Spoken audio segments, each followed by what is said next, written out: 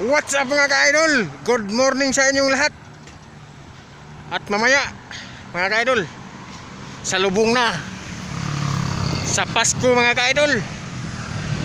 Pero ang salubungin namin ngayon mga ka-idol, bilang isang ama o haligi ng pamilya, ang salubungin namin ngayon ay ang trabaho mga ka-idol. Kasi may pasok kami ngayon mga ka-idol. Kaya yung celebrate namin ang magserbisyo mga ka-idol. Magserbisyo sa mga taong namasyal. Kasi nasa restaurant kami mga ka-idol. Restaurant yung trabaho ko mga ka-idol. Kaya sila ang serbisyuhan muna namin bago yung pamilya namin mga ka-idol. Di ko alam kung maraming tao mamaya, maraming customer mamaya sa pinasukan ko. Baka doon na kami magpasko mga ka-idol. Sana nga pauwiin kami mga ka-idol nang maaga mamaya, para naman doon kami magpasko sa aming mga kanya-kanyang pamilya mga ka-idol. Oh. Ang trabuhaan ko kasi mga ka-idol ay walking distance. Pagbaba ko ng sa babaan, mga siguro 1.5 kilometro pang lakarin bago marating yung trabahuan ko mga ka-idol. Kaya tiis-tiis mo na mga ka-idol, lalo na't kababalik ko lang sa trabaho. Pero iba na to, iba ng company itong pinasukan ko ngayon mga ka-idol.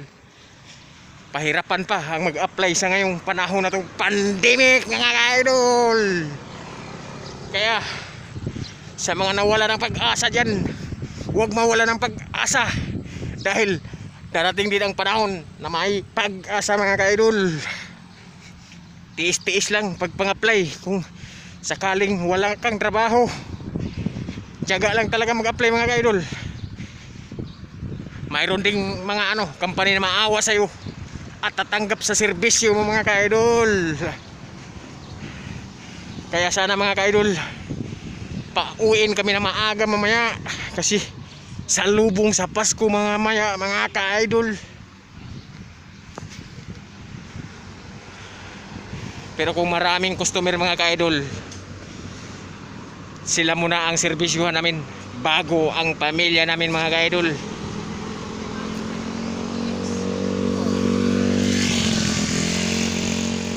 Diyan lang yung trabahoan ko banda mga ka-idol. Malapit lang.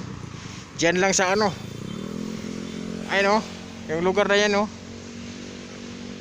diyan banda. Diyan yung trabahoan ko mga ka-idol.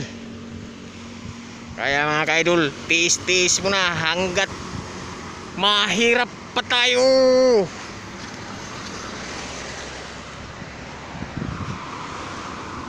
Huwag mawala ng pag-asa mga ka-idol. Laban lang.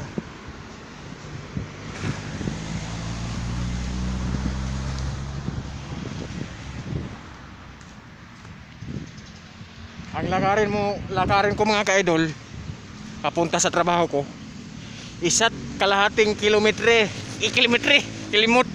pala, kilometro pauwi at saka pabalik galing sa sakayan. Kasi itong lugar na to mga ka-idol, tabing dagat, sadyain yung pasukan yan yung lugar na yan. Ito yung tinatawag na Siskip Village mga ka-idol. Nandito na naman ako. Ang pagbabalik dito sa lugar na ito mga ka-idol, dito ako sa Siskip Village nagtrabaho bilang isang preparation cutter sa isang restaurant dito mga ka-idol. Itong lugar dati mga ka-idol, dito rin ako nagtrabaho mga ka-idol. Pero yung pinasukan ko mga ka-idol, di pinalad kasi tuluyang nagsarado mga ka-idol. Di namin akalain na ang kaharap naming restaurant, yun ang napasukan namin ngayon mga ka-idol. Kaya sana mga ka-idol, mamaya maaga kami pauwiin para ang Pasko salubungin namin sa aming tahanan. Ay, hindi pala namin tahanan mga ka-idol kasi nangupahan lang ako mga ka-idol sa aming inupahang kwarto. Doon kami mag-celebrate ng konting halong pagkain. Siyempre ay mga ka-idol, hindi mawala yung spaghetti pababa pataas mga ka-idol. Yan ang laging hinahanda ng mga Pilipino mga ka-idol, lalo na pag may mga celebration.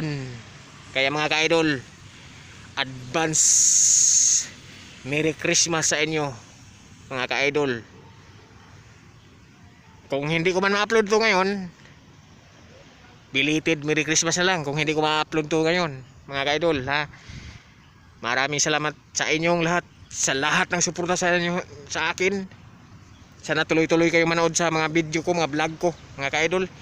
Bilang isang buhay, isang mahirap na nangarap at maging isang YouTuber, kahit hindi masyadong marunong mag-edit mga ka-idol, basta subukan ko lang mag-vlog mga ka-idol. Laban lang tayo kahit may pandemic mga ka-idol, huwag malawala ng kaasa. Sige, bye-bye mga ka-idol, kasi may pasok pa ako ngayon. Advance Merry Christmas sa inyo lahat. Bye-bye.